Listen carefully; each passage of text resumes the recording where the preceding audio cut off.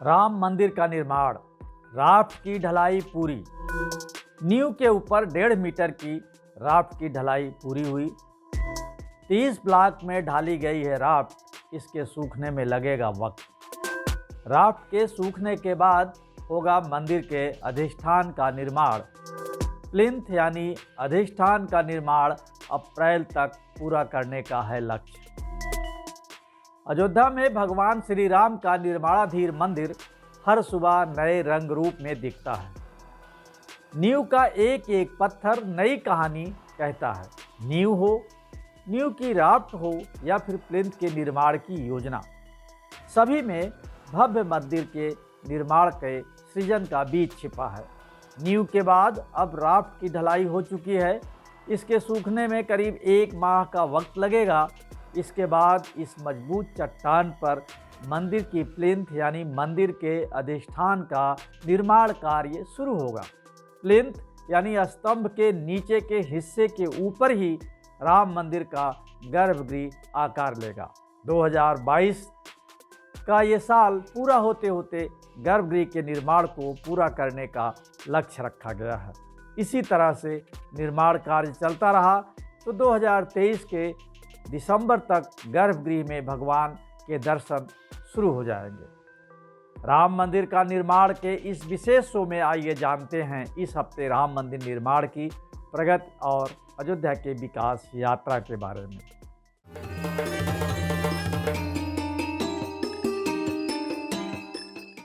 20 जनवरी के बाद शुरू होगा प्लिंथ निर्माण। राम मंदिर निर्माण का काम जोरों पर चल रहा है। नींव के ऊपर 1.5 मीटर की राफ्ट की ढलाई लगभग पूरी हो चुकी है। अब राफ्ट को प्राकृतिक रूप से सुखाया जा रहा है। राफ्ट 30 ब्लॉक में ढाली गई है।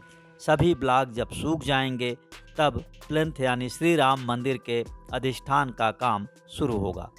राम मंदिर ट्रस्ट का कहना है कि 20 जनवरी के बाद नींव के ऊपर प्लिंथ ढालने का काम शुरू कर दिया जाएगा। प्लिंथ से राम मंदिर की नींव को और अधिक मजबूती मिलेगी। प्लिंथ 6 मीटर यानी करीब 20 फीट ऊंची होगी। प्लिंथ के ऊपर ही राम मंदिर का गर्भगृह आकार लेगा। प्लिंथ निर्माण का कार्य अप्रैल तक पूरा करने का लक्ष्य रखा गया है। प्लिंथ में 4 गुणा 2 फीट लंबे चौड़े अलग अलग 20 से 22,000 ब्लॉक का प्रयोग किया जाएगा। अधिष्ठान निर्माण का काम पूरा होने के बाद दिसंबर 2023 में मंदिर निर्माण पूर्ण किए जाने का लक्ष्य तय किया गया है। प्लिंथ निर्माण के लिए पहुंचे 65,000 घन फीट पत्थर। राम मंदिर की प्लिंथ के लिए कार्यदायी संस्था ने अब तक 65,000 घन फीट पत्थरों की आपूर्ति कर ली है। इसमें से 30,000 घन फुट पत्थर बेंगलुरु से और तकरीबन 35,000 घन फीट पत्थर मिर्ज़ापुर से मंगाए गए हैं। इसके अलावा करीब 3,000 पत्थरों के ब्लॉक पहले से ही तैयार थे। प्लिंथ के निर्माण में कुल 5 लाख घन फीट पत्थर का प्रयोग किया जाना है। प्लिंथ के किनारे किनारे जोधपुर के पत्थर और बीच में ग्रेनाइट लगाए जाएंगे। बेंगलुरु से ग्रेनाइट से मंदिर का चबूतरा बनेगा। प्लिंथ के निर्माण में कम से कम 4 माह का समय लगेगा।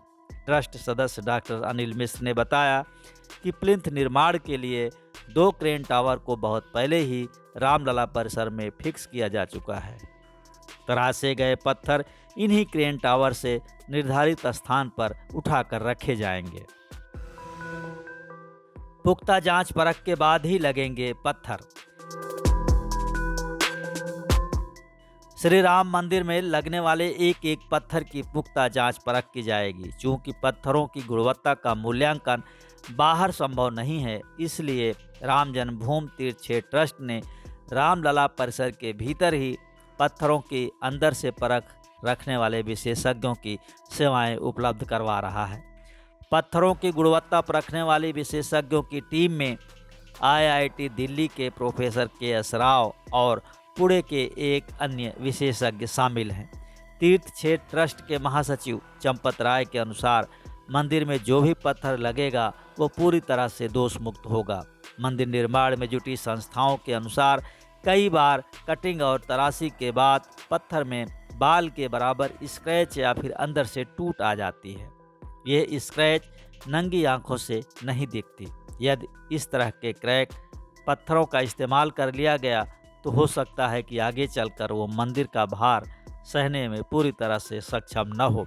इसीलिए मंदिर में लगने वाले एक एक पत्थर की भार क्षमता परखी जा रही है।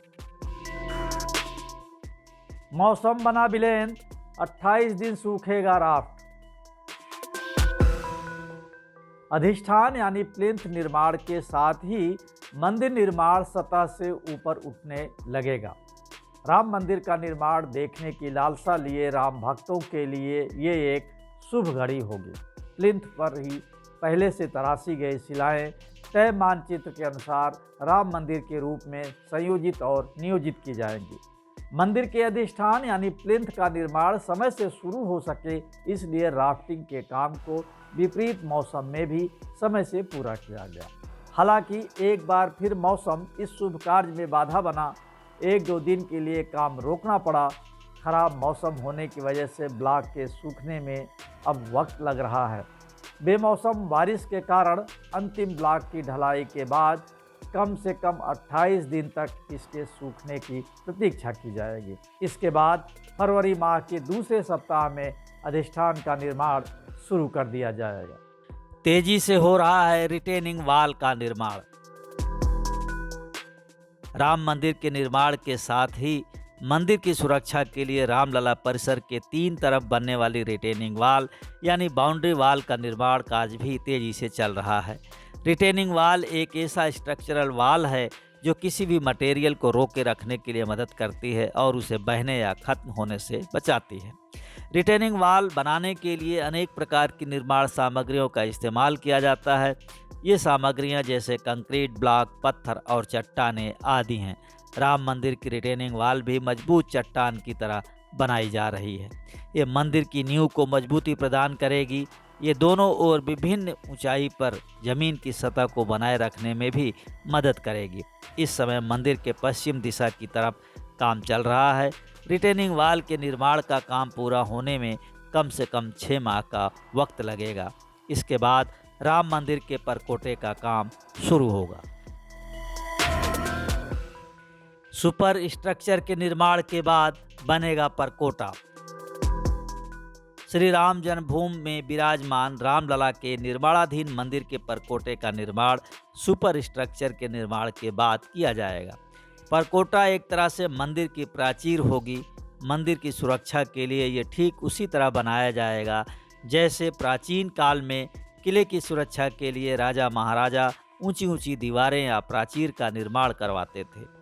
मंदिर निर्माण के लिए अनुबंधित मेसर्स चंद्रकांत भाई सोमपुरा कंस्ट्रक्शन कंपनी के निदेशक आशीष सोमपुरा के अनुसार परकोटे का निर्माण सुपर स्ट्रक्चर के निर्माण के पहले शुरू हुआ तो इससे अन्य कई काम प्रभावित होंगे।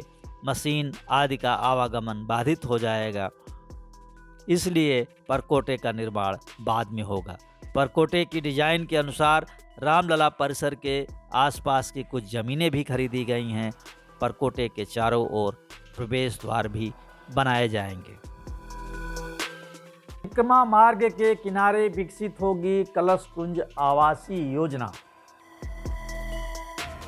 राम मंदिर निर्माण के साथ ही देश विदेश के नागरिकों की इच्छा अयोध्या में बसने की प्रबल रूप से दिख रही है। इसीलिए अयोध्या विकास प्राधिकरण राम मंदिर के आसपास कई आवासीय सुविधाएं विकसित कर रहा है। इनमें कलश कुंज आवासीय योजना प्रमुख है। यहाँ प्राधिकरण 1 एकड़ में करीब 150 फ्लैट बनाएगा। ये स्कीम 14 कोसी परिक्रमा मार्ग पर कुढ़ा केशवपुर में विकसित होगी। इसके अलावा श्री राम जन्मभूमि से करीब 1 किलोमीटर दूर प्रहलाद घाट पर जानकी विहार आवासीय योजना भी चल रही है। आवास विकास परिषद भी 1100 एकड़ में भव्य अयोध्या टाउनशिप में 10,000 आवासीय भूखंड विकसित कर रहा है। ये योजनाएं रामनगरी में बसने की इच्छा रखने वालों की कामनाएं पूरी करेंगी। राम मंदिर का निर्माण का ये शो आपको पसंद आया तो चैनल को लाइक करें, कार्यक्रम को शेयर करें और हाँ, कमेंट बॉक्स में शो के बारे में अपनी राय जरूर लिखें। ताकि कार्यक्रम को और बेहतर बनाया जा सके। अगले हफ्ते मिलेंगे और तमाम जानकारियों के साथ। जय श्री राम।